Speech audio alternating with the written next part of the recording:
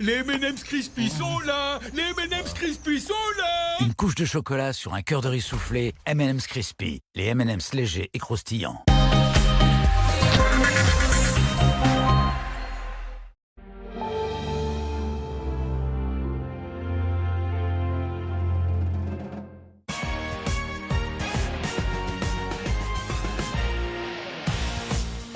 Bonsoir à tous, bonsoir à toutes, bienvenue dans 100% Logique, entraînez-vous. Comme tous les soirs, on se retrouve pour stimuler notre logique, notre sens de l'observation aussi, avec Alexia et Damien qui nous ont accompagnés pendant toute la semaine. Bonsoir les amoureux. Bonsoir Cyril. Si vous êtes là, c'est parce que vous allez participer à la prochaine grande émission de 100% Logique. Est-ce que vous avez l'impression depuis le début de la semaine de vous être améliorés l'un et l'autre? Oui, j'ai l'impression de devenir meilleur que Damien. Ah, ça c'est bien. Parce qu'elle avouait quand même au début de la semaine qu'il était quand même un peu plus fort qu'elle. C'est vrai Damien? Oui, c'est bien qu'elle le reconnaisse. L'élève a dépassé le maître et ça n'est pas fini. L'entraînement commence maintenant avec une question à laquelle 78% des Français peuvent répondre. Regardez. Regardez bien cette image. Quelle affirmation est correcte? Voici l'image. Il y a plus de billes en B qu'en A, les deux billes rouges ont la même taille ou les billes blanches sont plus foncées en B. Top chrono, la réponse est sous vos yeux. Quelle affirmation est correcte quand on regarde cette image? Il y a plus de billes en B qu'en A, les deux billes rouges ont la même taille, ou les billes blanches sont plus foncées en B. La réponse est sous vos yeux.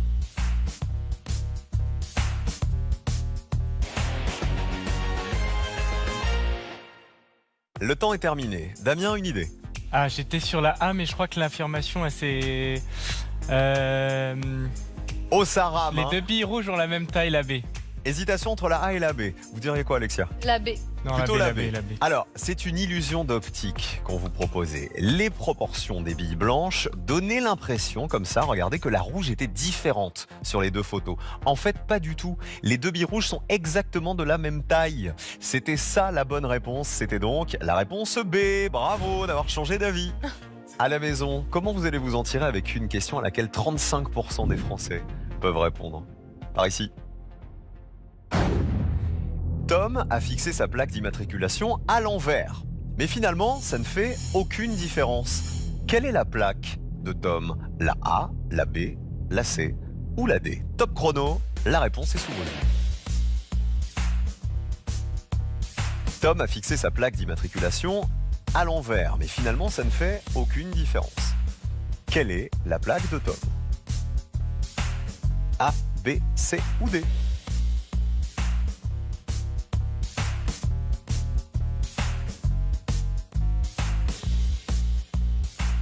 35 Français sur 100 ont trouvé la bonne réponse. Alexia, je vous écoute. Alors moi je dirais la B parce que le 69 et le 96 c'est en miroir. Ok. Et pour moi ça faisait I au milieu et c'est aussi des lettres qu'on peut mettre en miroir et qui ne changent pas. Je veux pas dire, mais Damien il fait non, non, non, non, non, non, non. Ça serait laquelle, Damien? Je veux ma revanche, c'est la A. Parce que si on la retourne, il faudrait la retourner comme ça. Alors, qui a raison entre la A et la B?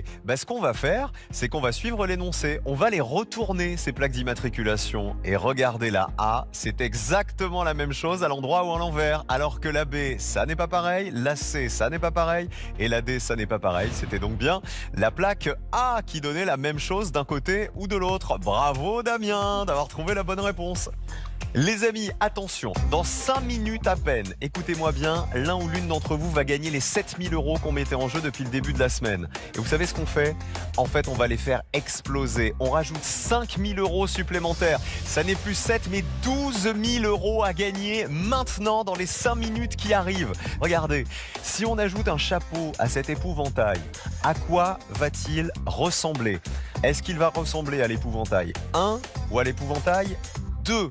Si on lui ajoute un chapeau, envoyez tout de suite le 1 ou le 2 par SMS au 7 3003 ou alors un coup de fil que vous passez maintenant au 36 32. Vous êtes à un texto ou un coup de fil de gagner 12 000 € dans 5 minutes à peine pour réaliser vos plus beaux rêves. Alors du fond du cœur, bonne chance, c'est maintenant ou jamais. Il nous reste une dernière question. 25% des Français peuvent y répondre. À la seule vue de ces stars étrangères, laquelle est la moins francophone? La star A, B, C ou D? Top chrono, la réponse est sous vos yeux. À la seule vue de ces stars étrangères, laquelle est la moins francophone? A, B, C ou D?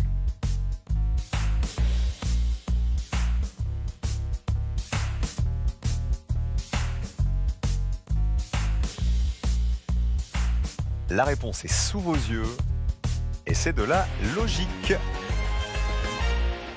J'ai l'impression que je vous ai perdu sur celle-ci. Non, je pense l'avoir. Allez-y, Alexia. J'aurais dit la D, Ryan Gosling. Pourquoi? C'est le seul mot qui se dit pas en français. Alors, nous avions Nicolas Cage, Harry Styles, Pelé et Ryan Gosling. Il fallait faire attention au nom de famille de ces stars. Cage, ça existe en français. À côté, style, ça existe en français. À côté, Pelé, ce mot aussi, il existe en français. En revanche, Gosling, ça n'existe pas. C'était donc Ryan Gosling qui, logiquement, était le moins francophone des 4 stars présentées. Bravo Alexia et bravo à Damien aussi. C'était un plaisir de nous entraîner avec vous pendant toute la semaine. Vous avez représenté tous les téléspectateurs et on se retrouvera donc très bientôt dans la grande émission 100% logique dans quelques semaines. Bon retour. Merci à tous les deux. Cyril. Merci d'avoir joué avec nous. Bon week-end à tous. On vous aime et à demain pour Tout le monde veut prendre sa place.